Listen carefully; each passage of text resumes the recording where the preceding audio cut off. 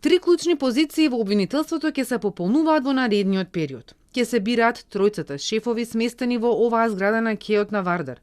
Државен јавен обвинител, откако Лјупчо Коцевски си даде оставка пред собранието да го разреши. Шеф на Вишето Скопско обвинителство, кое се испразни, откако суспендираниот Мустафа Хайрулахи, за кого се водеше дисциплинска постапка, си поднесе оставка. И шеф на Основното Скопско обвинителство, кој го предводи Гаврил Бубевски. Тој е еден од 5 мината обвинители кои се пријавиле на огласот, заедно со неговите колеги Тања Трајчевска, Анел Фидовски, Дејан Петрески и Спасенка Андонова. Кој ќе го раководи најголемото обвинителство во земјава? Советот на јавни обвинители ќе одлучува на седница, следниот вторник. Тогаш ќе се бира и шеф на Тетовското обвинителство. Единствен кандидат е актуелниот обвинител Бесир Алиу. И раководителот на Вишето Скопско го бира Советот на јавни обвинители, но државниот обвинител го гласа собранието, на предлог на владата, но само за кандидат кој добил позитивно мислење од Советот.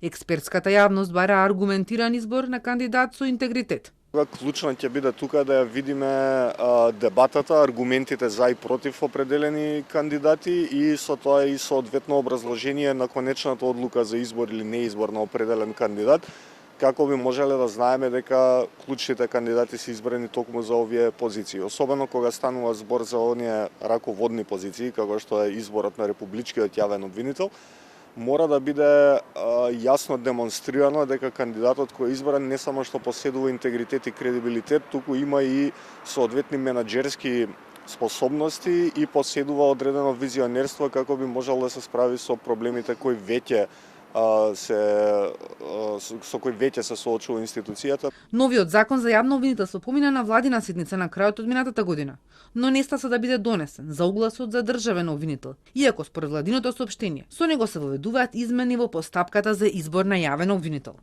Коцевски на заминување порача дека постапката за негово разрешување е пример за политичките притисоци врз правосудството. Неговото место привремено го зазема обвинителката Анита Тополова Исајловска, која лани бараше Врховниот суд да го укине обвинението за талир, за незаконското финансирање на ВМРО ДПМН.